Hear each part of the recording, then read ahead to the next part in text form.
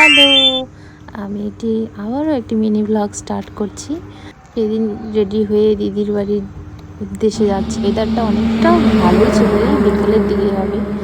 তো আমি এখানে টোটোর জন্য দাঁড়িয়েছিলাম এক্ষণ ওয়েট করছিলাম। তারপরে আস্তে আমি চলে আসলাম ফালাকাটা। তো এখানে আমি আবার টোটোতে উঠে পড়লাম।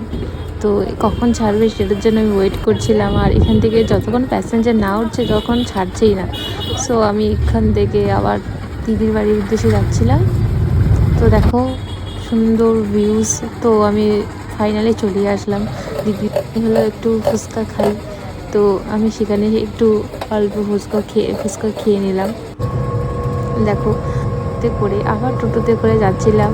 সো এখানে আবার সুন্দর মানে যেতেই খুব ফরেস্ট পড়ে। সো এখানে অনেকটা ওয়েদারটা অনেকটা মানে ঠান্ডা ঠান্ডা লাগে। তো তোমরা দেখতেই পারছো, আমি তোমাকে এখানে কিছু দেখাচ্ছি যে গাছ চারিদিকে সবুজে সবুজ, আর এটা দেখতে অনেকটা ভালো লাগে। সো তো আবারও টোটোতে উঠে যাচ্ছি সেখানে আবার রাস্তায় আবার একটা ব্রিজও আছে। তো তোমাদের দেখাচ্ছি, দাঁড়াও। দেখো সেখানে একটা ছোট্ট সুন্দর নদী আছে। তো চারিদিকে সবুজে ঘেরা এই নদী, দারুণ লাগে দেখতে ভিউটা। তো এটা বিকালের দিকেই ছিল। তো আমি একাই যাচ্ছিলাম, আর কেউ ছিল না। তারপরে ফাইনালি দিদিদের বাড়িতে গিয়ে দেখি এত সুন্দর ফুল ফুটেছে, ডালিয়া ফুল। সো আমি কিছুটা একটু ছবি তুলে নিয়েছিলাম আর একটু ভিডিও করেছিলাম।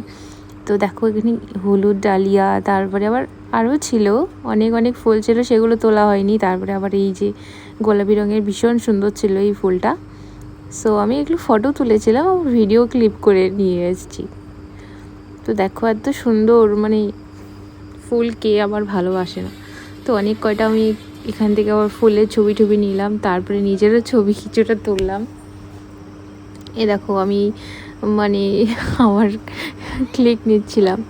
সো তখন আবার দিদিকে নিতে গিয়েছিলাম।